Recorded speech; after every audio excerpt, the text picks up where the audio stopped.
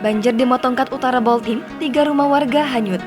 Banjir di Desa Motongkat Utara, Kecamatan Motongkat, Kabupaten Bolang, Mongondau Timur atau Boltim mengakibatkan 3 rumah warga ikut hanyut.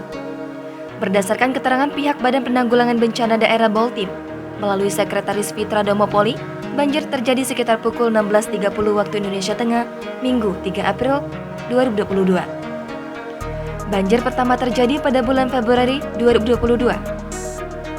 Fitria membeberkan 3 rumah warga ikut terseret arus, bahkan ada rumah yang sampai menutupi jalan. Hingga saat ini banjir masih menggenangi rumah dan ruas jalan di Desa Motongkat Utara. Pihak BPBD mengimbau warga agar selalu ekstra waspada mengingat cuaca yang tidak menentu.